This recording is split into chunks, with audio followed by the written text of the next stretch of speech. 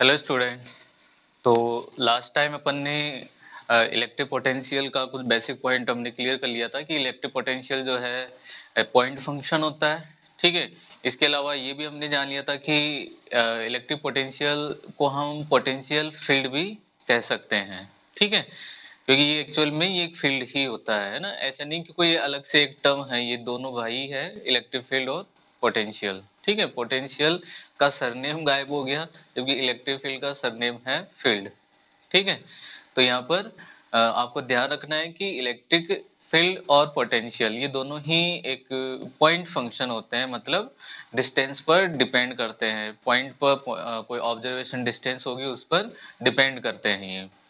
Okay, फिर हमने ये भी जान लिया था कि इलेक्ट्रिक फील्ड जो है उसको हम जैसे लिखते हैं F डिवाइड Q, फोर्स के टर्म में उसके हम इंटेंसिटी को शो करते हैं। और उसी के अकॉर्डिंग फिर मैंने बताया कि अगर वो एक पॉइंट फंक्शन होता है, ठीक है, तो बिल्कुल यहाँ पर पोटेंशियल के लिए जो है पोटेंशियल को वर्क के फॉर्म में हम डिफाइन करते हैं। जैसे इलेक्ट्रिक फील्ड इंटेंसिटी को फोर्स के फॉर्म में डिफाइन करते हैं, बिल्कुल वैसे ही पोटेंशियल को वर्क के फॉर्म में डिफाइन किया जाता है।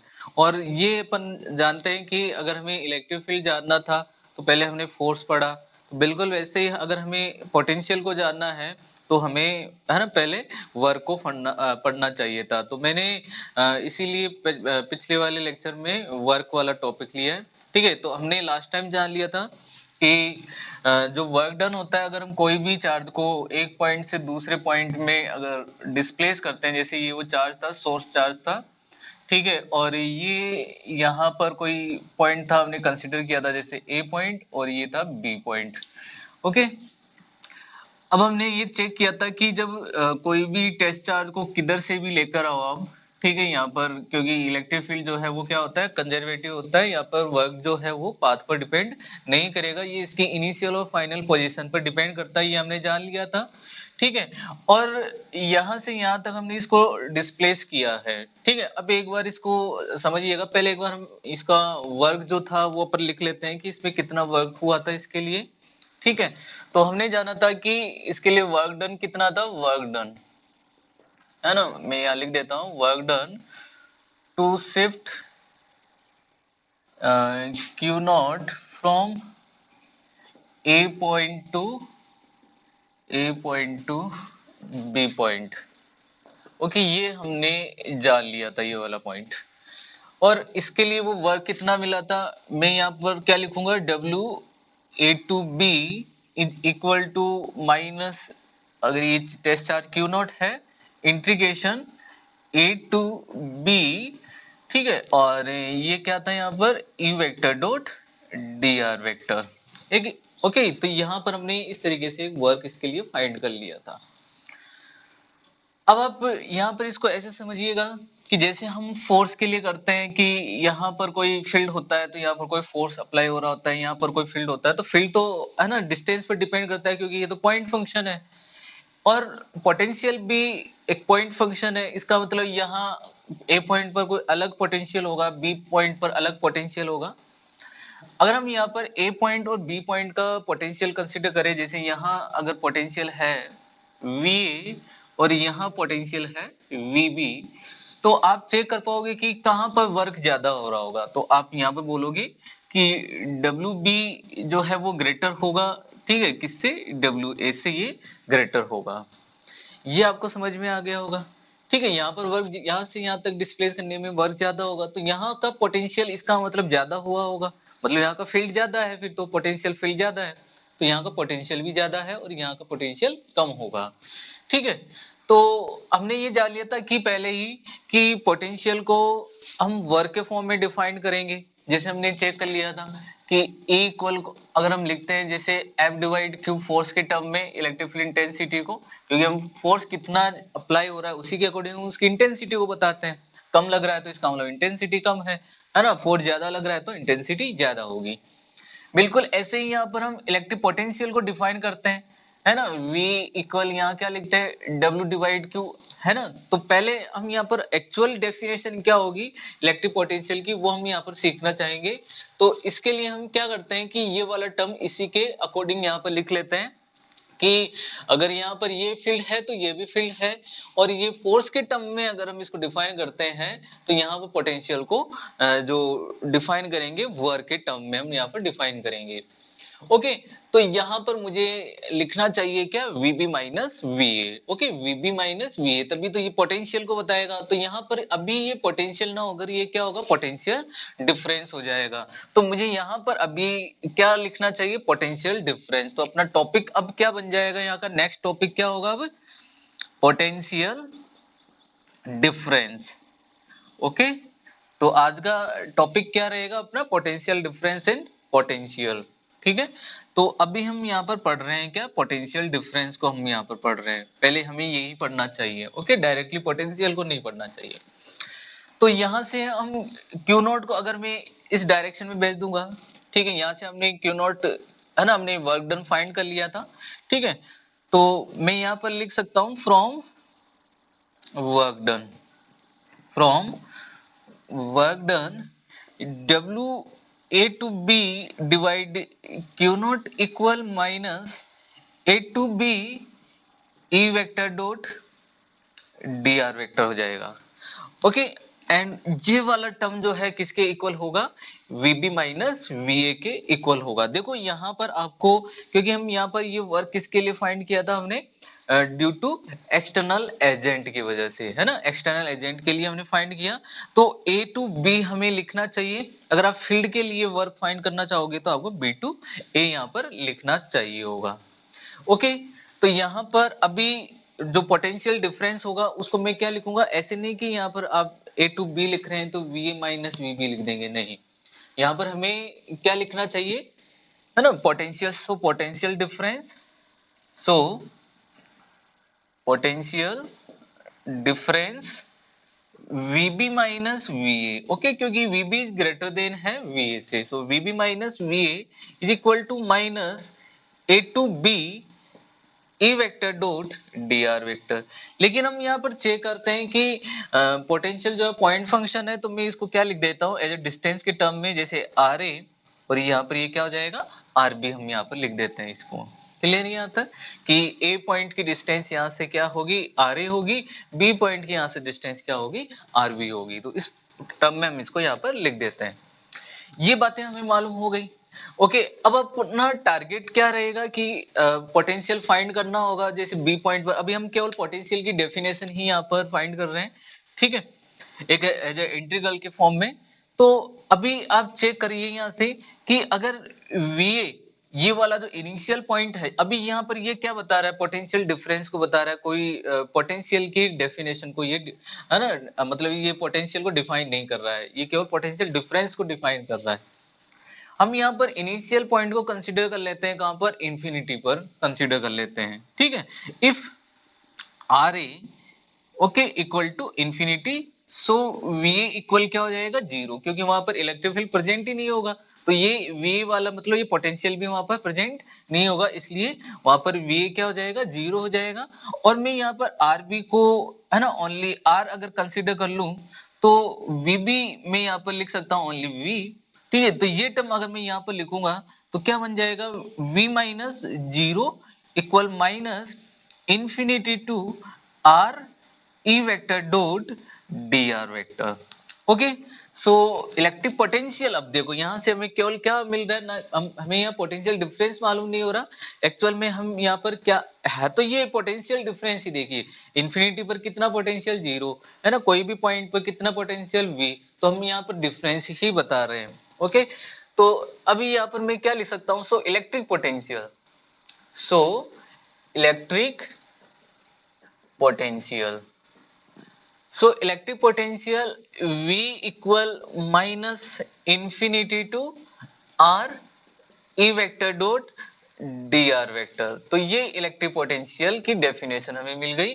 ठीक है, और अपन जानते हैं कि इसकी जो यूनिट होगी, SI यूनिट इसकी क्या हो जाएगी, यहाँ से वोल्ट। ठीक है, SI यूनिट क्या हो जाएगी, वोल्ट हो जाएगी। ठीक है, और क्वांटिटी ये मैंने पहले ही आपको बता दिया था कि ये क्वांटिटी किस टाइप की होती है, ये स्केलर। और एक इंपॉर्टेंट पॉइंट मैंने बताया था कि ये कैसा फंक्शन होता है, ये पॉइंट फंक्शन। ठीक है, ये क्या है, पॉइंट फंक्शन होता है, पॉइंट फंक्शन है ये, ठीक है। और इसको हम क्या बोल सकते हैं, पोटेंशियल फील्ड भी बोल सकते हैं, पोटेंशियल फील्ड भी हम इसको बोलते हैं। ये ध्यान रखने वाली बात है, ये इंपॉर्टेंट बातें हैं यहाँ पर इसके लिए। ओके, बाकी इसकी आप डायमेंशन फॉर्मूला है ये सब आप लिख सकते हो फॉर्मूले के अकॉर्डिंग, ठीक है। तो ये वाला इंटीग्रल के फॉर्म में हमें पोटेंशियल मिल चुका है, ठीक है। तो ये वाला फॉर्मूला बहुत इंपॉर्टेंट होगा अपने लिए, ताकि हम कोई भी यूनिफॉर्म चार्ज डिस्ट्रीब्यूशन के लिए इलेक्ट्रिक फील्ड अगर हमें मालूम होगा तो उसकी हेल्प से हम उसका पोटेंशियल बता पाएंगे, ठीक है। बहुत ही इजी टॉपिक है, अगर आपको इलेक्ट्रिक फील्ड वाला टॉपिक अच्छे से क्लियर है, ठीक है। हाँ, जितने भी मैंने एप्लीकेशंस करवाई है उन सब की कैसे हम इलेक्ट्रिक फील्ड या इंटेंसिटी फाइंड करते हैं, अगर वो आता है तो आप बस E की वैल्यू यहाँ पर पुट करना होगा और आप इजीली जो है इलेक्ट्रिक पोटेंशियल फाइंड कर पाओगे। लेकिन अभी हम यहाँ पर मैं इसको एज ए सेक्शन वाइज यहाँ पर इस पॉइंट को, इस टॉपिक को ले रहा हूँ। एज ए पहले तो अपन डिस्क्रीट चार्ज को लेकर चलेंगे, फिर यूनिफॉर्म चार्ज डिस्ट्रीब्यूशन को लेकर चलेंगे, ठीक है। तो उससे आपको थोड़ा सा मतलब हेल्प मिल जाएगी समझने के लिए।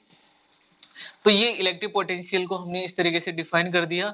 आगे अपन यहाँ पर फाइंड करेंगे electric potential due two point charge. Okay, हम एक पॉइंट चार्ज के लिए इलेक्ट्रिक पोटेंशियल फाइंड करना चाहेंगे, ठीक है, आर के टर्म में, ठीक है। यहाँ पर इलेक्ट्रिक फील्ड केवल गिवन है आपको, तो यहाँ पर हमने केवल पोटेंशियल डिफरेंस को और इलेक्ट्रिक पोटेंशियल को यहाँ पर डिफाइन किया है। तो आप चेक कर पा रहे हो कि इलेक्ट्रिक पोटेंशियल कब मिल रहा है, जब आप कोई चार्ज को, जैसे हम यहाँ पर क्यू नॉट चार्ज को ए से बी तक डिस्प्लेस कर रहे थे, तब तो आपको क्या मिल रहा था, पोटेंशियल डिफरेंस यहाँ पर मिल रहा है, ये पोटेंशियल डिफरेंस यहाँ पर मिल रहा था। ओके, और अगर यही पॉइंट इंफिनिटी पर हो जाता है, तब आप उस चार्ज को इंफिनिटी से कोई भी इलेक्ट्रिक फील्ड के किसी पॉइंट पे लाते हो, तब हम उसको डिफाइन करते हैं एज ए पोटेंशियल, ठीक है। तो यहाँ पर हम पोटेंशियल को क्या लिख सकते हैं, the work done to shift a charge from infinity to a point in electric field is called electric potential, ठीक है। चलो मैं यहाँ पर इसकी डेफिनेशन लिख देता हूँ इलेक्ट्रिक पोटेंशियल के लिए। So the work done, the work done to shift, the work done to shift, the work done per unit, okay, per unit test charge, per unit test charge, per unit test charge to shift, to shift, to shift from infinity, to shift from infinity to a point, to a point in an electric field, in an electric field, electric field में ही लाओगे आप, है ना, ये ध्यान रखना आपको, तभी पोटेंशियल होगा, अदरवाइज तो पोटेंशियल होगा ही नहीं इलेक्ट्रिक फील्ड के बिना तो, ठीक है। So in an electric field is called electric, is called electric potential. तो ये इसकी डेफिनेशन होगी, आपको मालूम होना चाहिए। तो अब आप क्या लिख सकते हो, सो V equal W divide Q, आप इसको लिख सकते हो इस तरीके से, ठीक है, जूल पर कूलम या फिर वोल्ट। ओके, ये आपको ध्यान होना चाहिए। तो ये तो होगी इलेक्ट्रिक पोटेंशियल की डेफिनेशन हो जाएगी यहाँ से, ठीक है। फिर हम इसी टर्म से अपन फाइंड करेंगे electric potential due to a point charge. इससे रिलेटेड अभी तक और कोई पॉइंट तो अभी छूटा नहीं है, हमने इंटीग्रल के फॉर्म में इलेक्ट्रिक पोटेंशियल को फाइंड कर लिया है, ये बहुत ही गजब का रिलेशन है। फिर आगे हम एज ए ग्रेडियंट फॉर्म के फॉर्म में भी इलेक्ट्रिक पोटेंशियल को डिफाइन करेंगे, मतलब डिफरेंशिएशन फॉर्म में भी इसको डिफाइन करने वाले हैं। दोनों फॉर्मूला ही दोनों इंपॉर्टेंट है ना, इससे अपन इलेक्ट्रिक फील्ड इंटेंसिटी भी फाइंड कर सकते हैं और पोटेंशियल भी फाइंड कर सकते हैं, ठीक है। तो ये गजब के फॉर्मूले हैं, तो ये आपको मालूम होने चाहिए। तो एक बार बच्चों इसके लिए आप इसको नोट कर लीजिए, ठीक है, स्क्रीनशॉट लेकर। ओके,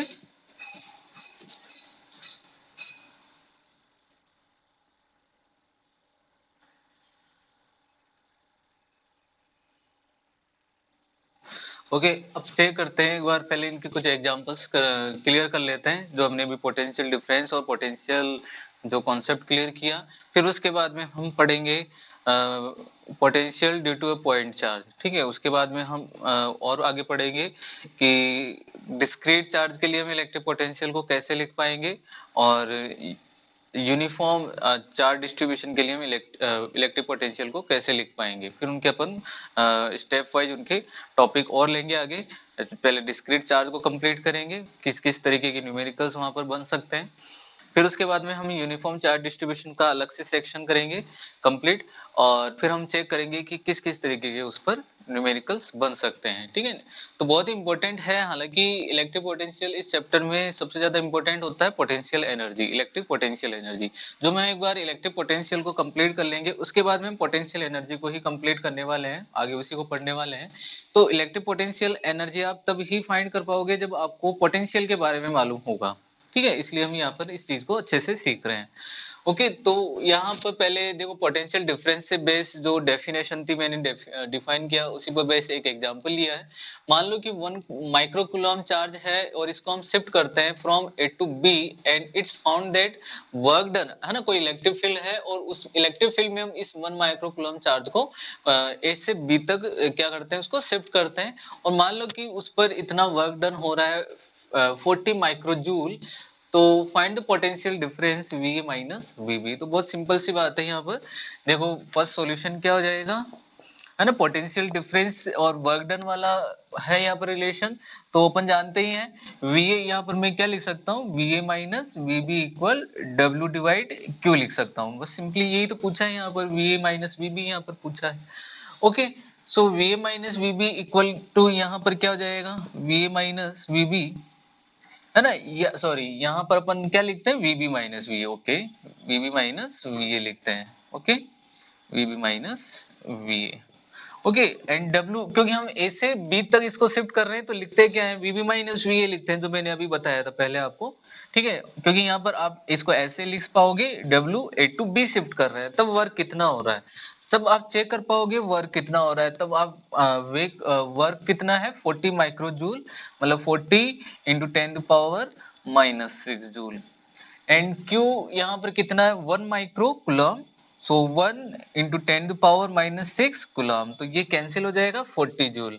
सो VB माइनस VA बच्चों कितना आएगा 40 joule, okay, VB minus V आएगा 40 जूल, है ना, मैंने पहले बताया था VB ग्रेटर होगा, देख लीजिए यहाँ पर VB ग्रेटर है तभी तो वर्क भी पॉजिटिव ही आ रहा था, वहां पर चेक करिए 40 माइक्रोजूल, ओके, है ना, तो तभी हम VB माइनस VA चेक कर पा रहे हैं 40 जूल, ये भी पॉजिटिव ही आ रहा है, जो मैंने आपको बताया था एक कॉन्सेप्ट पीछे वाले कॉन्सेप्ट में कि VB ग्रेटर होगा VA से, तब वहां पर B पॉइंट पर वर्क भी ज्यादा होगा A पॉइंट के कंपैरिजन में, इसलिए वो क्या हो जाएगा, पॉजिटिव होगा।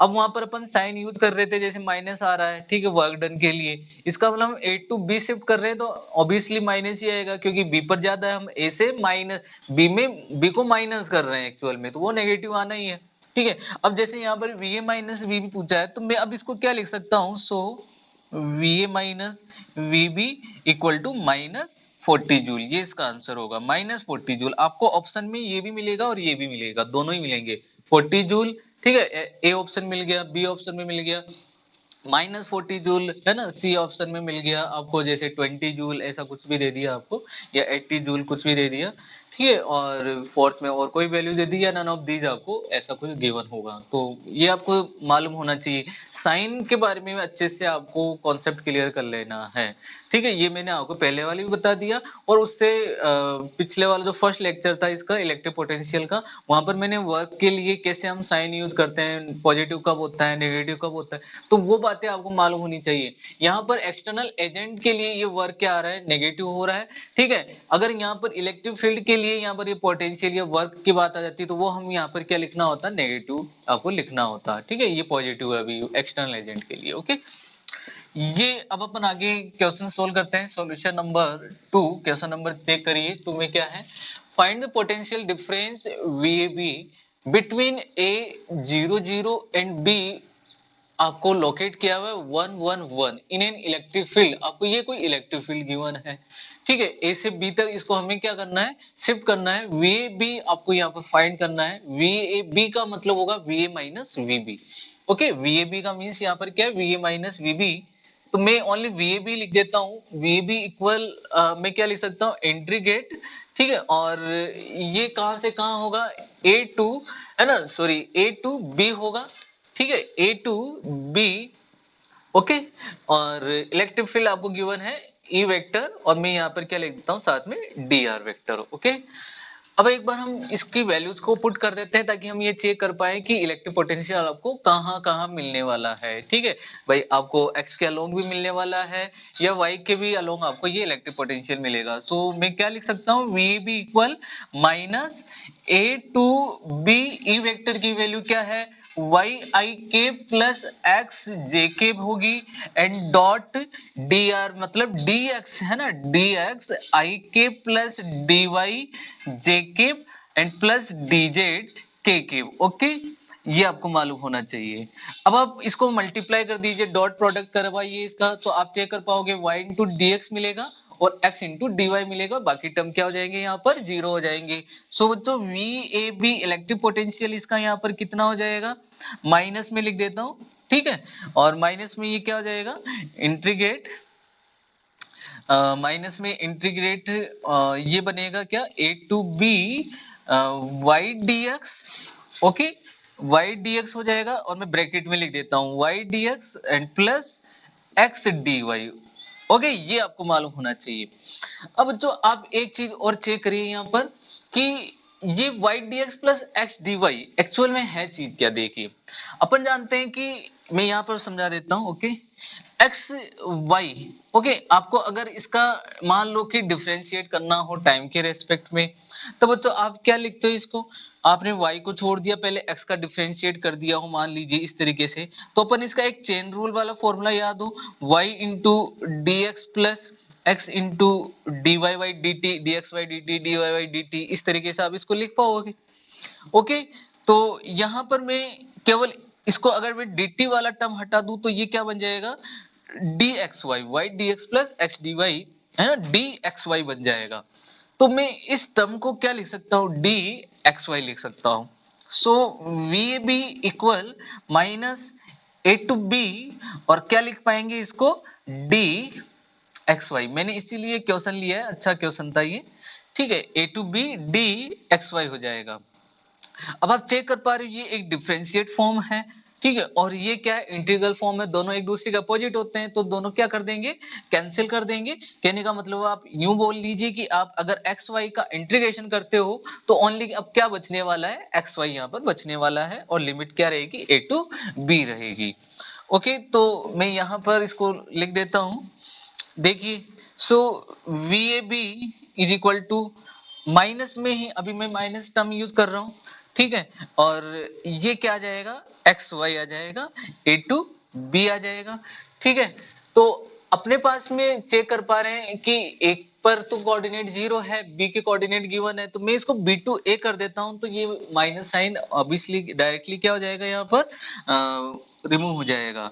तो मैं अभी यहाँ पर क्या लिख सकता हूँ बच्चों, देखिए, या आप इसको सोल्व कर लीजिएगा। ओके, मैं इसको लिख देता हूँ, दोनों कैसे भी आप कर लीजिए इसको, एक्स वाई, ठीक है, A zero zero zero and B क्या है, वन वन एंड वन। ठीक है, अब आप लिमिट पुट कर दीजिए इसके लिए, तो आप यहां पर अभी x के लिए 1 पुट करिए, y के लिए 1 पुट कर दीजिए। ठीक है, अपर लिमिट और फिर क्या आ जाएगा, माइनस लोअर लिमिट। तो आंसर VAB अपन को क्या मिल जाएगा यहाँ से, -1 वोल्ट। ओके, तो ये इसका आंसर हो जाएगा, -1 वोल्ट इसका आंसर हो जाएगा। या आप इसको B2A कर दीजिएगा। ठीक है, B2A करोगे तो यहां पर देख लीजिएगा, B2A करोगे तो क्या हो जाएगा, A ऊपर जाएगा तो पहले माइनस आ जाएगा, फिर वो माइनस माइनस वाला टर्म क्या हो जाएगा, प्लस हो जाएगा। तो वहां पर B2A के लिए क्या हो जाएगा, +1 वोल्ट और A2B के लिए क्या हो जाएगा, -1 वोल्ट हो जाएगा। ओके, सॉरी माइनस ही रहेगा। ओके, फिर आगे अपन चेक करते हैं क्वेश्चन नंबर 3। ठीक है, क्वेश्चन नंबर 3 इसका सॉल्यूशन मैंने लिया है इलेक्ट्रिक पोटेंशियल पर बेस लिया है कि अपन को कोई मान लीजिए कोई इलेक्ट्रिक फील्ड है कोई रीजन में और वो गिवन है इस तरीके से। ठीक है, और ये एज ए पॉइंट फंक्शन के फॉर्म में गिवन है और आप चेक कर पा रहे हो कि इलेक्ट्रिक पोटेंशियल जो है वो उसका मैग्नीट्यूड तो ये है a डिवाइड x क्यूब और x पर ये डिपेंड है। ठीक है, और x एक्सिस के अलोंग है, ठीक है, x डायरेक्शन में है ये।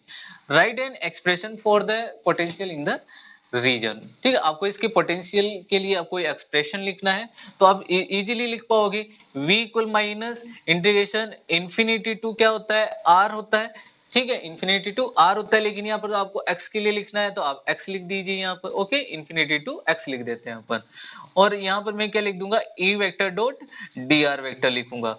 अब चेक कर पाओगे यहाँ पर तो i कैप आ रहा है, इसका मतलब जो आप dx i कैप, जैसे मैंने यहाँ पर किया है dx i कैप प्लस, तो आप चेक कर पाओगे यही तो टर्म बचने वाला है केवल, है ना, x वाला i वाला ही तो बचेगा, i कैप वाला, बाकी वाले तो क्या हो जाएंगे, जीरो हो जाएंगे। इसलिए मैं इसको डायरेक्टली अब लिख देता हूँ, v equal minus infinity to x, ठीक है, और केवल क्या बच जाएगा यहाँ से, ठीक है, और यहाँ पर मुझे देखो अगर मैं x लिख रहा हूँ तो मुझे यहाँ पर सॉरी अभी dr ही लिख दीजिए, ठीक है, और ये क्या है a डिवाइड x क्यूब, फिर dr के लिए मैं क्या लिखूंगा, dx i k plus dy j k, है ना, प्लस dz k k, तो वो मल्टीप्लाई होगा इससे, तो ओनली क्या बच जाएगा, अब dx बच जाएगा। ओके, डॉट dx, फिर i cap dot i cap 1 हो जाएगा, फिर i cap dot j k, वो वाले सब जीरो हो जाएंगे टर्म, तो केवल यही बचना है। आपको समझ में आ गया होगा। अब आप इजीली इसका क्या कर पाओगे, इंटीग्रेशन कर पाओगे, तो v इक्वल माइनस, ठीक है, और इसका इंटीग्रेशन करोगे कैसे, x टू पावर क्यूब को या तो आप ऊपर ले जाइए, ठीक है, तो x टू पावर माइनस 3 बन जाएगा, तो x to power minus 3 plus 1 मतलब x to power minus 2 divide minus 2, मतलब क्या बन आ जाएगा इसका integration, minus 2 a and divide X square हो जाएगा, minus 2 a divide X square हो जाएगा। ओके, ये पॉइंट क्लियर हो गया ना आपका, सॉरी, है ना, ये अपॉन में रहेगा। ओके ओके, और लिमिट क्या चल रही है, इन्फिनिटी टू x चल रहा है, v इक्वल माइनस माइनस तो प्लस हो जाएगा, मैंने इसको पहले ही कैंसिल कर देता हूं। अब आप लिमिट पुट कर दीजिए तो x की जगह x रहेगा, इन्फिनिटी के लिए क्या हो जाएगा, जीरो हो जाएगा, तो a डिवाइड 2x स्क्वायर, ये इलेक्ट्रिक पोटेंशियल का एक्सप्रेशन मिल गया। ओके, इलेक्ट्रिक फील्ड आपको क्या गिवन था, इस फॉर्म में गिवन था, इस एक्सप्रेशन में था, a डिवाइड एक्स क्यूब के फॉर्म में, आपने चेक कर किया तो इलेक्ट्रिक पोटेंशियल क्या मिल रहा है, a डिवाइड 2x स्क्वायर हो जाएगा। ओके, तो ये सिंपल सी न्यूमेरिकल है। अभी जो हमने लास्ट जो हमने फॉर्मूला या कोई रिलेशन पढ़ा था हमने इंटीग्रल फॉर्म में, ठीक है, उस पर हालांकि अभी और भी आपको मिलेंगे, ऐसे बहुत सारे क्वेश्चंस मिलने वाले हैं, ठीक है, हम इनके अभी तो एप्लीकेशंस करने वाले हैं, जो मैंने अभी बताया पिछले वाले टॉपिक में जो पढ़ा, इंटीग्रल फॉर्म में हमने पोटेंशियल को पढ़ा, ठीक है, उसके हम कुछ एप्लीकेशंस भी जानेंगे, ठीक है। तो अभी हमने केवल एक बेसिक सा पॉइंट लिया ताकि हमें पिछले वाले पॉइंट्स क्लियर हो जाए, है ना, उनको कैसे यूज कर सकते हैं, ठीक है, उन फॉर्मूलाज को। अब हम आगे पढ़ेंगे electric potential due two point charge, ठीक है, तो एक बार आप इन एग्जांपल्स को नोट कर लीजिए, ठीक है।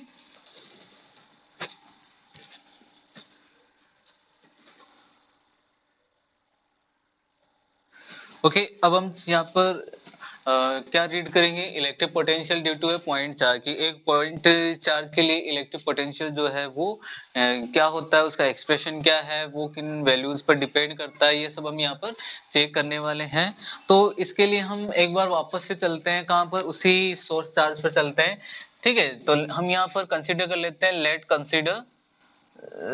Consider a point charge, a point charge capital Q at a point O, uh, at a point O, due to due to which due to which we want to find we want to find we want to find potential at uh, at r distance at p point, P point. Okay, ये हम यहाँ पर कुछ लिख लेते हैं इसके बारे में, है ना, ये हम यहाँ पर कंसिडर कर लेते हैं कि कोई ओ पॉइंट है और यहाँ पर कोई सोर्स चार्ज है कैपिटल क्यू, ठीक है, और इससे हम कोई डिस्टेंस पी है, और इसकी यहाँ से डिस्टेंस सेपरेशन जो अपनी ऑब्जर्वेशन डिस्टेंस है वो क्या है, स्मॉल आर है, और यहाँ पर हम इलेक्ट्रिक फील्ड फाइंड करना चाहते हैं, ठीक है, सॉरी इलेक्ट्रिक पोटेंशियल यहाँ पर फाइंड करना चाहते हैं। तो पोटेंशियल को यहाँ पर फाइंड करने के लिए आप इजीली क्या कर पाओगे, कि मान लो कि यहाँ पर कोई इलेक्ट्रिक फील्ड है इस डायरेक्शन में, और आप कोई चार्ज जो है, कोई भी चार्ज है उसको क्यू नॉट को इन्फिनिटी से इस तरफ आप क्या कर रहे हो, डिस्प्लेस कर रहे हो। मान लो कि आप इसको डी आर डिस्प्लेसमेंट देते हो, या पी पॉइंट तक यहाँ तक लाने के लिए, ठीक है, डी आर इसको डिस्प्लेसमेंट प्रोवाइड करते हो, तो हम यहाँ पर इलेक्ट्रिक फील्ड और पोटेंशियल के जो रिलेशन है वहां से हम क्या लिख सकते हैं, from from relation between E vector and potential, and we know v equal minus क्या होता है वो infinity to r, okay, E vector dot D R vector हम यहाँ पर लिख लेंगे, इसको यूज कर लेंगे। ओके, तो ये बात तो समझ में आ गई होगी। अब देखो यहाँ पर आप चेक कर पाओगे, ठीक है, कि ई वेक्टर की वैल्यू क्या है। ठीक है, हम यहाँ पर ई वेक्टर जो है यहाँ पर कितना होगा, K Q divide R square. Okay, we know E vector equal to, मैं डायरेक्टली इसको ऐसा लिख सकता हूं, के क्यू डिवाइड आर स्क्वायर है ना, बिना कोई वेक्टर फॉर्म में। ओके, क्योंकि हम यहाँ पर ऑब्वियसली v जो हमें फाइंड होगा वो स्केलर क्वांटिटी के फॉर्म में मिलने वाला है। सो के क्यू डिवाइड यहाँ पर मैं क्या लिख देता हूँ, आर स्क्वायर लिख देता हूँ। तो मैं इस टर्म को और आगे क्या लिख सकता हूँ, v equal minus infinity to R K Q divide R square into D R लिख दूंगा। तो आप इसका इजिली डिफ्रेंशिएट कर पाओगे, सॉरी इसका इंटीग्रेशन कर पाओगे। तो 1 डिवाइड आर स्क्वायर का इंटीग्रेशन माइनस 1 डिवाइड आर मिल जाएगा। So electric potential V equal minus, okay, minus k q, okay, minus 1 divide R. Okay, मैंने डायरेक्टली कर दिया 1 डिवाइड आर स्क्वायर का इंटीग्रेशन कर दिया, तो इन्फिनिटी टू आर होगा। अब आप माइनस माइनस चेक करोगे तो ये प्लस हो जाएगा, और लिमिट पुट कर दीजिए, v इक्वल के क्यू डिवाइड आर मिल जाएगा। ये आ गया क्या, potential due two point charge, okay, volt हो जाएगा। अब आपको बात ध्यान देने वाली ये है कि v पोटेंशियल जो है स्केलर क्वांटिटी है, तो पॉजिटिव चार्ज के लिए ये पॉजिटिव होता है। ठीक है, for positive charge, for positive charge v will be positive, and for negative charge v will be negative. अगर यहाँ पर ये पॉजिटिव है तो ये पॉजिटिव, आप जैसे इसको ऐसे लिख सकते हो, v इक्वल के क्यू डिवाइड आर, इस टर्म में लिख सकते हो। और इस वाले के लिए आप लिख पाओगे v equal minus k Q divide are, इसको आप लिख पाओगे। ओके, ये नेगेटिव में आपको लिख देना है। और इससे हमें ये मालूम हो गया कि देख लीजिए पोटेंशियल भी जो है वो एज ए पॉइंट फंक्शन है, आर पर डिपेंड करता है। ठीक है, अब आप इसके लिए ग्राफ बनाइए और अपन चेक कर पाएंगे दोनों ही पॉइंट फंक्शन है, इलेक्ट्रिक फील्ड भी पॉइंट फंक्शन है और पोटेंशियल भी पॉइंट फंक्शन है। इसका मतलब कहीं ना कहीं तो फिर इन दोनों का मैग्नीट्यूड इक्वल भी होता होगा, तो वो अपन अभी चेक करेंगे एक ग्राफ से। ठीक है, तो मैं पहले आप इसका अपन डिपेंडेंसी को चेक कर लेते हैं।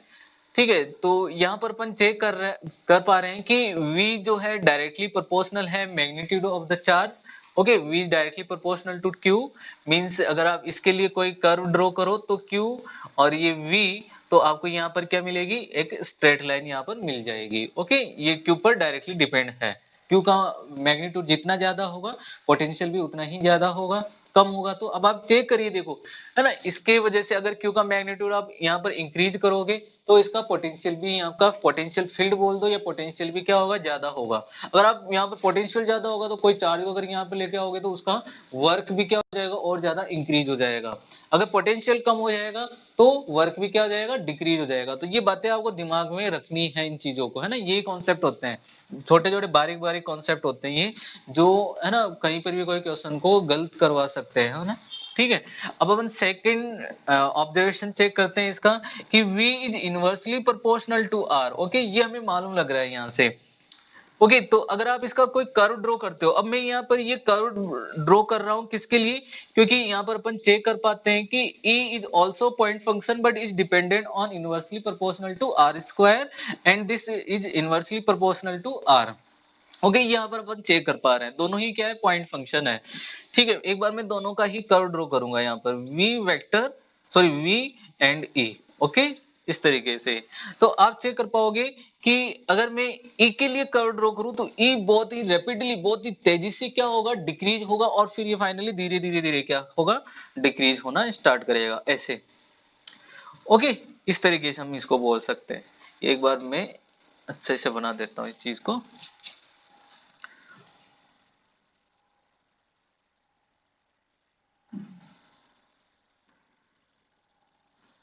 ओके, इस तरीके से तो ये मान लेते हैं कि ये कर्व है किसके लिए, ई के लिए कर्व है। और फिर हम यहाँ पर चेक करते हैं किसके लिए, ये चलो ये है ना, क्योंकि ये एक कर्व यहाँ पर इंटरसेक्ट होगा, यहाँ पर कोई ना कोई पॉइंट मिलेगा आपको। वी मान लेते हैं कि ये कोई दूसरा कर्व है और वो कुछ आपको ऐसे मिल रहा है। ओके, आपको कुछ ऐसे मिल रहा होगा। अच्छे से बना देता हूँ मैं इस चीज को। जीरो तो यहाँ पर नहीं होगा, इंटरसेक्ट कभी भी नहीं करेगा। ओके, ये आपको मालूम होना चाहिए, ये इस एक्सिस को इंटरसेक्ट नहीं करेगी, ये वाई एक्सिस को इंटरसेक्ट नहीं करते हैं ये कर्व। ओके, क्योंकि अपन जानते हैं इन्फिनिटी पर ही ये क्या होते हैं, जीरो होते हैं, और जीरो पर इनकी वैल्यू क्या होती है, इन्फिनिटी होती है। तो ये कर्व इनको कभी भी इंटरसेक्ट नहीं करते हैं। अब आप यहाँ पर चेक कर पाओगे कि आर की एक ऐसी वैल्यू होगी जहां पर ये दोनों का मैग्नीट्यूड कैसा होगा, ई और वी दोनों क्या हो जाएंगे, इक्वल हो जाएंगे। मान लीजिए ये तो क्या है, ई है, और ये क्या है, वी है, क्योंकि ई रैपिडली है ना, तेजी से ये डिक्रीज होगा, तो ये मैंने इसको थोड़ा इस तरीके से बना दिया है। तो बता सकते हो अब आर की वैल्यू वो क्या होगी। तो अपन चेक कर पा रहे हैं, ये भी के क्यू डिवाइड आर है, और यहाँ पर क्या था, के क्यू डिवाइड आर स्क्वायर था। तो आर की वैल्यू केवल 1 ही हो सकती है। तो आप आर की वैल्यू 1 पुट करोगे तो 1 मीटर पर आर इक्वल 1 मीटर पर इलेक्ट्रिक फील्ड और पोटेंशियल फील्ड दोनों क्या होते हैं, इक्वल होते हैं। आप यहां से अब इसको प्रूव कर सकते हो, ये बोल सकते हो कि इलेक्ट्रिक पोटेंशियल भी एक फील्ड होता है ना। जब आप क्या लिख पाओगे कि R इज 1, ठीक है, तो आप क्या लिख पाओगे, V equal to E।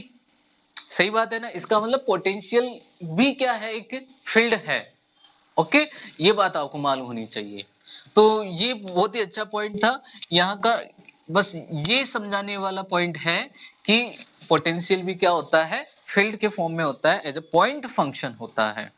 Okay, फिर इसके बाद में हम यहाँ पर सीखेंगे कि इस फॉर्मूले को हम कैसे यूज करते हैं। नॉर्मली इस पर बेसिक क्वेश्चंस होते हैं, तो सीधे क्वेश्चंस तो आप कर सकते हो इजीली कि आर है, क्यू की वैल्यू गिवन है ना, इतनी डिस्टेंस पर पोटेंशियल बताइए वगैरह, है ना, कोई पॉइंट चार्ज ले लिया, कोई मैग्नीट्यूड दे दिया आपको, है ना, जैसे मान लो कोई न्यूमेरिकल में आपको क्यू की वैल्यू गिवन है 2 माइक्रोकूलम, और आपको कहते हैं कि इस 2 माइक्रोकूलम से इतनी डिस्टेंस पर पोटेंशियल कितना होगा, तो आप इजीली फाइंड कर पाओगे। ओके, ये तो बेसिक न्यूमेरिकल्स होते हैं। अब हम सीखेंगे कि इस पर और अच्छे न्यूमेरिकल किस किस तरीके के बन सकते हैं, हम इसको और कैसे यूटिलाइज करेंगे। अभी देखिए यहाँ पर के क्यू डिवाइड आर, केवल एक पॉइंट आपको गिवन था, जैसे मान लो कि ये पॉइंट गिवन था आर है, ठीक है, तब इसका पोटेंशियल क्या होगा, तो आप सिंपली बता पाओगे, जैसे मैंने आर की वैल्यू यहाँ पर लिख दी, क्या 1 सेंटीमीटर लिख दी, क्यू की वैल्यू गिवन कर दी आपको 2 माइक्रोकूलम, तब आप पी पॉइंट पर इजीली पोटेंशियल बता पाओगे। लेकिन मान लो कि अगर मैं यहाँ पर इस R को इस तरीके से ना देकर और Q को इस तरीके से नहीं देकर मैं आपको ऐसे गिवन करता इस चीज को कि कोई चार्ज जो है, ठीक है, उसका तो लोकेशन जो है वो क्या है, 0 0 है, या 1 1 पर कोई चार्ज लोकेट है, और आपको पोटेंशियल फाइंड करना है कहां पर, 2 2 पर पोटेंशियल फाइंड करना है।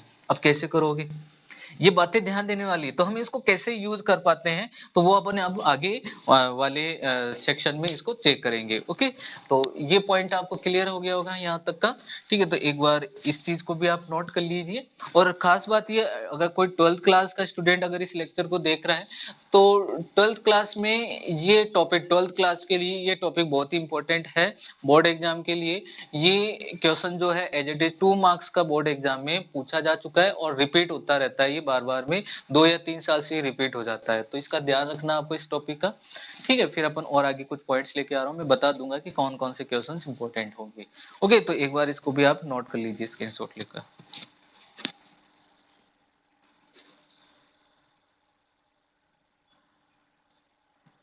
ओके, अब हम यहाँ पर चेक करेंगे कि जो पॉइंट चार्ज है, ठीक है, उसके लिए मतलब पोटेंशियल को हम डिस्क्रीट चार्ज के लिए कैसे लिख पाएंगे, और charge distribution, uniform charge distribution के लिए हम इलेक्ट्रिक पोटेंशियल को कैसे लिखते हैं, ठीक है। एक बार हम इस चीज को सीख लेते हैं। ओके, तो सबसे पहले मेरा अगला पॉइंट जो है वो क्या रहेगा यहाँ का, कि पोटेंशियल, है ना, पोटेंशियल।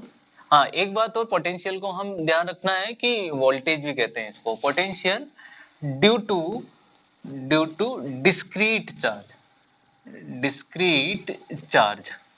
ओके, ये आपको ध्यान रखना है बच्चों, ये ही पॉइंट कॉन्सेप्चुअल पॉइंट होते हैं, है ना। सबसे ज्यादा बच्चे इसी इन्हीं में कंफ्यूज होते हैं है ना, कोई पॉइंट चार्ज दे दिया, फिर बोल दिया कि ये रोड है, ये यूनिफॉर्मली है ना चार्ज है, यहाँ पर पोटेंशियल बता दीजिए, सिलेंडर है यूनिफॉर्मली चार्ज है, पोटेंशियल बताइए। तो इनको मैंने क्या कर दिया, अलग अलग सेक्शन में इनको डिवाइड कर दिया ताकि आप कंफ्यूज नहीं हो, और आप इनको सेक्शन वाइज पढ़ लोगे तो आपको मालूम रहेगा कि हाँ ये कौन से सेक्शन का क्वेश्चन है। ठीक है, ये डिस्क्रीट चार्ज का सेक्शन का क्वेश्चन है या फिर ये यूनिफॉर्म चार्ज डिस्ट्रीब्यूशन के सेक्शन का क्वेश्चन है। ठीक है, ताकि आप इजीली क्वेश्चन लगा सको। ठीक है, तो अभी मैं यहाँ पर बता रहा हूँ कि डिस्क्रीट चार्ज अगर होता है तो उसके लिए आप पोटेंशियल को कैसे लिख पाते हो। ठीक है, तो सिंपली अगर आपको मैं इसको भी मैं 2 पॉइंट में डिवाइड कर देता हूँ। ठीक है, कि डिस्क्रीट चार्ज के लिए आप पोटेंशियल कैसे लिख पाओगे। तो इसका फर्स्ट पॉइंट तो आपको शायद ऐसा मिल सकता है, एक सिंपल सा क्वेश्चन, बेसिक क्वेश्चन, कि आपको क्या गिवन हो, if Q and R is directly given. Okay, directly given हो तो आप पोटेंशियल को बच्चों क्या लिखोगे फिर, V इक्वल, बस ये लिख दो के क्यू डिवाइड आर। ओके, आप इस तरीके से इस फॉर्मूले को यूज कर सकते हो। लेकिन आपको पोटेंशियल फाइंड करना हो, मतलब if Q and R located in XY या इन एनी प्लेन, ओके, कोई प्लेन में अगर ये लोकेटेड हो तब इनको हम कैसे लिखते हैं। ठीक है, तो मैं इसको एक एग्जांपल से समझाता हूं। लाइक अगर आपको कुछ ऐसा गिवन हो, कंसीडर कर लीजिए कि ये x है और ये y है और ये कोई ओरिजिन पॉइंट है। ठीक है, और यहाँ पर कोई पॉइंट चार्ज q लोकेटेड है इस जगह पर। ठीक है, और मैं इसको बोल देता हूं बच्चों, ये क्या है, r1 वेक्टर है। ओके, और ये यहाँ पर कोई p पॉइंट है, अपना ऑब्जर्वेशन पॉइंट है। ओके, और ये मान लेते हैं ये r वेक्टर है, और मैं इस वाले पॉइंट को, मतलब q और p के बीच का जो ये सेपरेशन है, इसको मैं यहाँ पर लोकेट कर देता हूं एज अ rp वेक्टर, इसको लोकेट कर देता हूं। अब बच्चों ये इस q की वजह से आपको p पॉइंट पर पोटेंशियल फाइंड करना हो तब कैसे करेंगे। ठीक है, मैं इसको वेक्टरली लिख रहा हूं, जबकि पोटेंशियल स्केलर होता है। ठीक है, तो हम इसको लिख पाएंगे, कैसे लिखते हैं, बहुत ही सिंपल तरीका है। ठीक है, आप चेक करिए कि आप अभी मैं इसके लिए इस पी पॉइंट पर पोटेंशियल अगर लिखना चाहूंगा तो बहुत इजी तरीके से मैं लिख सकता हूं। ठीक है, मैं यहां पर लिखूंगा potential due to charge Q, capital Q at P point. Okay, तो सिंपली क्या लिखूंगा मैं, V इक्वल के क्यू डिवाइड RP वेक्टर। अब बताओ, अब मैंने RP वेक्टर लगा दिया तो बोलोगे आप तो सर ये तो वेक्टर हो गया। ठीक है, तो अब मैं यहां पर क्या लगा दूं, मॉड लगा दूं। मॉड लगाते ही बच्चों ये क्या बन जाएगा, स्केलर बन जाएगा, मतलब आप इसका मैग्नीट्यूड ले लेना। मैग्नीट्यूड लेते ही वो क्या हो जाएगा, स्केलर हो जाएगा। तो आरपी वेक्टर, अब लेकिन आपको ये आरपी वेक्टर तो गिवन था ही नहीं, आपको तो केवल R1 वेक्टर और R वेक्टर गिवन थे, मतलब इन दोनों के पॉइंट लोकेटेड थे। जैसे R1 वेक्टर का मतलब क्या हो जाएगा, जैसे आप मान लो कि x1, चलो मैं अभी समझा दूंगा आगे। ठीक है, अभी अब आप, मैंने इसको, आपको याद हो हेड टेल वाला जो समेशन जो मेथड था, वेक्टर समेशन मेथड। ठीक है, तो वो मैंने आपको पहले क्लियर किया था जब हमने कूलॉम्स लॉ का वेक्टर फॉर्म सीखा था, वहां पर मैंने इसको समझाया था कि है ना, इनको अपन कैसे फाइंड कर पाते हैं। तो एक बार मैं फिर से यहाँ पर समझा रहा हूँ ताकि आपको मालूम हो जाए।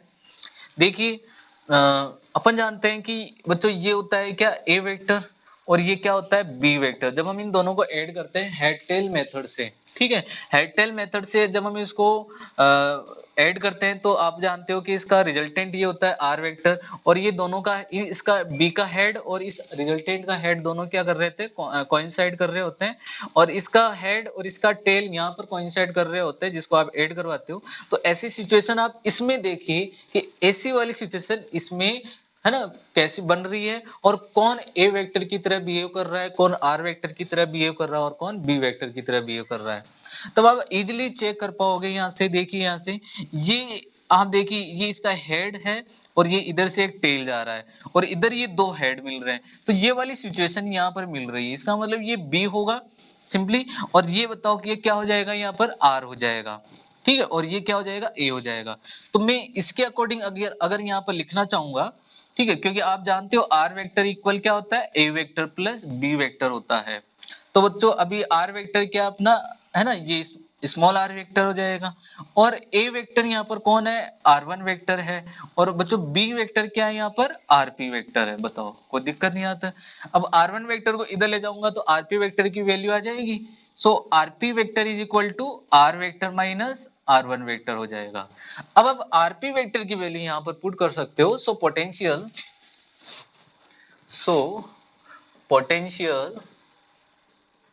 Will be okay. तो अब पोटेंशियल बताओ क्या हो जाएगा, V इक्वल के Q divide R P vector की जगह मुझे क्या लिखना चाहिए, R vector minus R one vector लिखना चाहिए, R vector minus R one vector mod में है ना। ओके, तो ये आपको इसका ये वाला फॉर्म भी मिल गया। एक तो डायरेक्टली मेथड होता है कि आपको डायरेक्ट वैल्यूज गिवन होती है तब आप पोटेंशियल फाइंड कर पाते हो। आपको जब इसमें कोई इनके पॉइंट लोकेटेड होते हैं तो इनका पोटेंशियल कैसे फाइंड करते हैं वो भी मैंने बता दिया। अगर यहां तक आपको समझ में आ गया तो आप इजीली फाइंड कर पाओगे। ठीक है, अब मैं इसको थोड़ा सा और अच्छे से समझा देता हूं। मान लो कि आपको जैसे क्यू पॉइंट है, क्यू पॉइंट के लिए आपको R1 मतलब जैसे क्यू है इसके लिए आपको कोई पॉइंट लोकेटेड है x1 और y1। ओके, और ये R जो है जो P पॉइंट जो अपना ऑब्जर्वेशन पॉइंट होगा P पॉइंट। ओके, तो इसके लिए आपको पॉइंट गिवन है, जैसे मान लो x2 एंड y2 आपको इसमें गिवन है, इनके पॉइंट लोकेटेड है। तो r वेक्टर को बताओ मैं क्या लिख सकता हूँ, r वेक्टर को मैं ऐसे लिख सकता हूँ x2 ik plus y2 jk लिख सकता हूँ, ये पोजीशन वेक्टर हो जाएगा। और r1 वेक्टर को तो क्या लिख पाएंगे यहाँ से, x1 ik plus y1 jk लिख पाएंगे। तो अभी आप चेक कर पाओगे कि r vector minus r1 vector को आप लिखोगे तो इसमें से आप इसको माइनस करोगे तो बच्चों क्या बनेगा, x2 minus x1 ik plus y2 minus y1 jk आपको मिलेगा। ओके, यहाँ तक आपको समझ में आ गया होगा।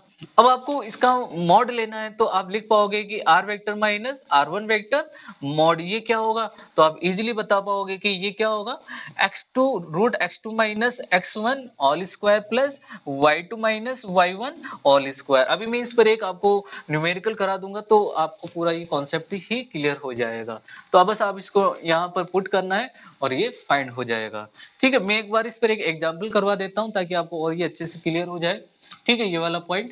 ठीक है, और फिर उसके बाद में मैं बताऊंगा कि अब आप इलेक्ट्रिक पोटेंशियल को यूनिफॉर्म चार्ज डिस्ट्रीब्यूशन के लिए फिर कैसे लिखते हो। ठीक है, फिर अपन उनको अप्लाई करना सीखेंगे धीरे धीरे धीरे। ठीक है, इन सबको अपन अप्लाई करेंगे वहां पर आगे एप्लीकेशंस लेकर। ओके, तो यहां तक आप नोट कर लीजिए इस पॉइंट को।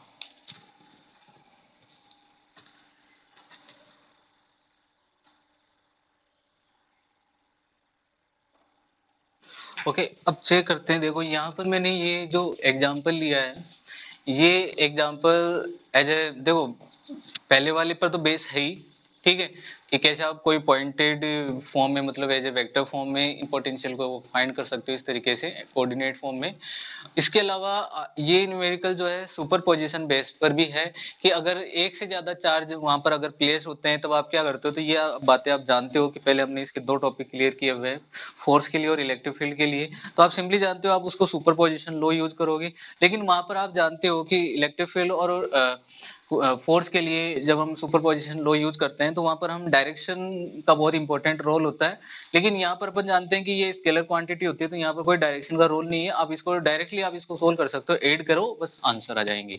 ओके, तो पहले अपन इसको एक बार क्वेश्चन को समझ लेते हैं कि आपको क्या गिवन है, 3 चार्जेस है। ठीक है, एक तो फर्स्ट चार्ज है Q1 1 माइक्रोकूलम, सेकंड है -2 माइक्रोकूलम, -1 माइक्रोकूलम, और इनको प्लेस किया हुआ है कोई कोऑर्डिनेट पर। इस वाले का ये पॉइंट होगा और इसका ये पॉइंट होगा और इसका ये पॉइंट होगा, मतलब इनके पोजीशन वेक्टर आपको गिवन है। ओके, पोजीशन वेक्टर गिवन है, ऑलरेडी गिवन है। ठीक है, कहा है कि find the potential of the system of 3 charges 8p1 -2 -1। तो मैं इसका एक काम करता हूँ कि इसका डायग्राम बना देता हूँ ताकि आपको समझ में आ जाए। ठीक है, इजीली मान लो कि ये क्वेश्चन में इस तरीके से आपको ये गिवन है, ये x एक्सिस होगा और ये y एक्सिस है। ठीक है, और ये अब देखो यहाँ पर आप z एक्सिस को कैसे बनाओगे, तो ये है ना थोड़ा सा प्रॉब्लम क्रिएट कर देगा।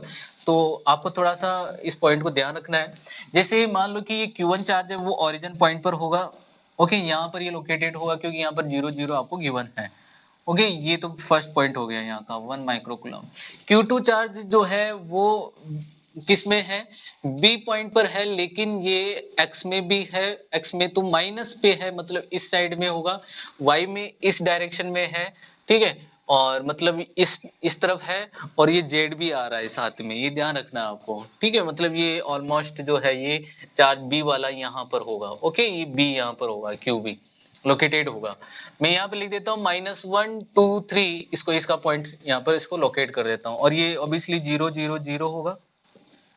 3 वाला आप चेक कर पाओगे, ये एक तो इस डायरेक्शन में होगा, -1 मतलब ये एक्स एक्सिस में जा रहा है और इसी डायरेक्शन में आ रहा है, इसका मतलब ये इस डायरेक्शन में यहाँ पर इस तरफ मान लो कि ये थर्ड चार्ज कुछ यहाँ पर पोजीशन होगा, okay, Q C 2 -1 and 1, okay. आप जेड एक्सिस को आप यहाँ पर बना नहीं पाओगे, तीनों प्लेन को कैसे बनाएंगे, 3D डायग्राम की जरूरत पड़ेगी इसके लिए।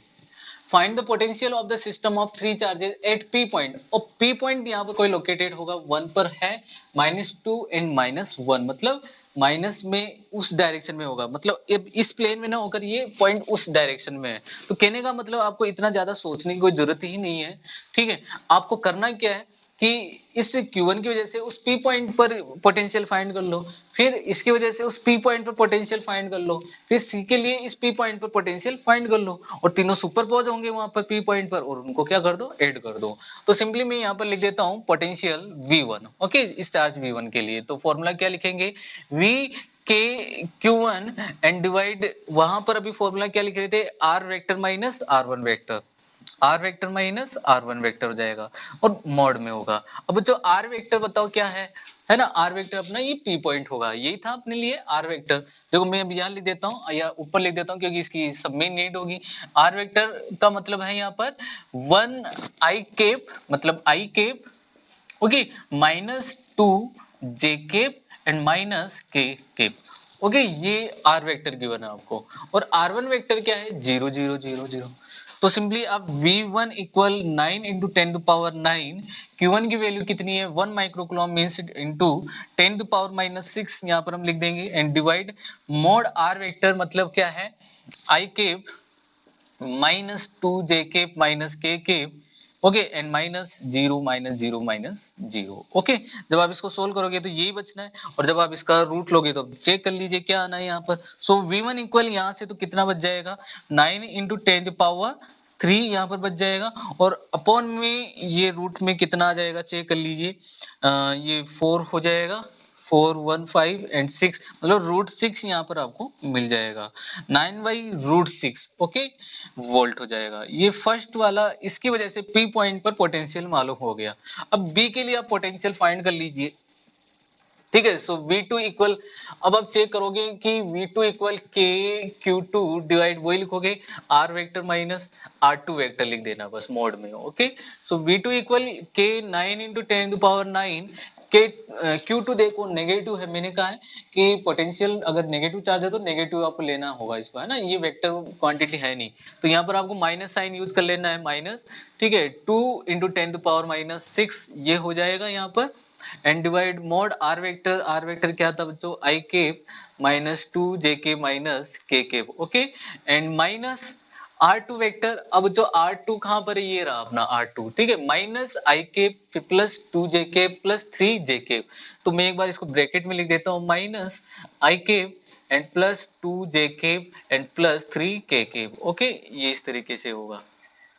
अब आप इसको माइनस करिएगा, तो अब साइन का आपको ध्यान रखना है इसमें। V2 इक्वल ऊपर तो कितना हो जाएगा, 18 इंटू 10 पावर 3 माइनस में, एंड डिवाइड आई के, ये प्लस माइनस माइनस क्या हो गया, प्लस हो गया, तो ये कितना हो गया बच्चों, 2 आई केप, ओके, और यहाँ पर ये माइनस और ये प्लस, ये क्या हो जाएगा, यहाँ पर माइनस हो जाएगा, तो कितना हो गया, -4 जे केप, ओके, और ये माइनस, ओके, ये तो चल ही रहा है यहाँ पर इस तरीके से, ये माइनस और ये प्लस क्या हो जाएगा, माइनस हो जाएगा, तो ये कितना हो जाएगा, -4 के के, ओके, तो ये -4 के ये हो जाएगा रूट में, ओके, मोड में। तो अब V2 इक्वल आप लिखोगे -18 इंटू 10 पावर 3, आप इसको रूट लेना है इसका मैग्नीट्यूड, तो इसका मैग्नीट्यूड कितना हो जाएगा, 4 एंड 16 16 कितना हो गया, 16 एंड इसका 16 32 एंड 32 प्लस 4 36, √36 मतलब 6, तो इसको आप सोल्व करोगे तो कितना आ जाएगा, -3 × 10⁻³ वोल्ट। ये तो इसका हो गया।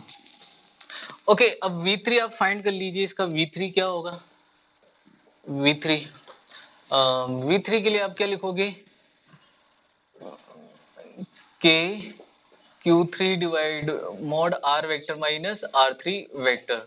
Okay, V3 is equal to minus, okay वो माइनस में है, -9 × 10⁻9, तो चलो मैं लिख देता हूँ 9 × 10⁻9 × 10⁻⁻6 एंड डिवाइड R वेक्टर मतलब I केप माइनस क्या था 2J cap minus K cap and minus R3 vector. अब मैं देखो मैं डायरेक्टली लिख रहा हूँ -R3 वेक्टर मतलब -2I केप, ठीक है, माइनस और ये माइनस क्या हो जाएगा, प्लस हो जाएगा, plus J cap, okay and again this minus K cap हो जाएगा।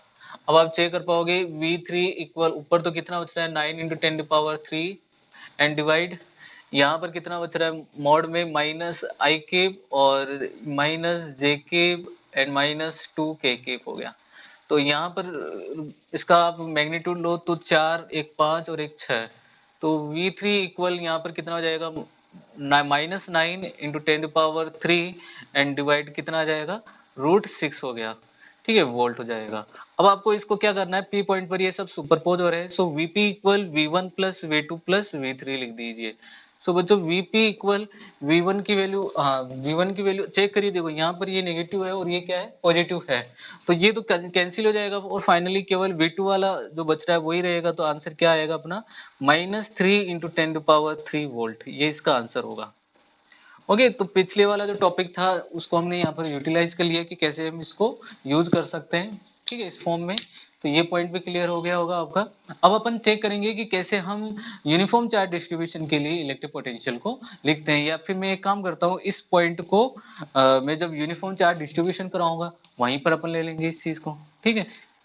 ओके, वहां पर मैं अलग से ही बता दूंगा। तो ये अपन अभी डिस्क्रीट वाला ही लेकर चलते हैं, केवल एक डिस्क्रीट चार्ज वाला ही लेकर चलते हैं। ओके, तो आज तक के लिए आज अपन इतना ही करेंगे और फिर कल अपन पढ़ेंगे इनके सुपरपोजिशन को और अच्छे से सीखेंगे, ठीक है। ट्रायंगल कुछ न्यूमेरिकल्स लेंगे, ट्रायंगल फॉर्म का लेंगे, स्क्वायर फॉर्म का लेंगे, कहाँ पर इलेक्ट्रिक पोटेंशियल जीरो हो सकता है वगैरह, इस तरीके के हम क्वेश्चंस लेने वाले हैं जो नॉर्मली पूछे जाते हैं और पूछे हुए क्वेश्चंस हैं, ठीक है। और भी जितने न्यूमेरिकल्स है इस बेस पर डिस्क्रीट चार्ज मेथड पर हम लेंगे कि electric potential due to electric dipole भी हम सीखेंगे, ठीक है। तो ये सब हम यहाँ पर सीखने वाले हैं नेक्स्ट लेक्चर में। ओके, तो आज के लिए इतना ही, थैंक यू।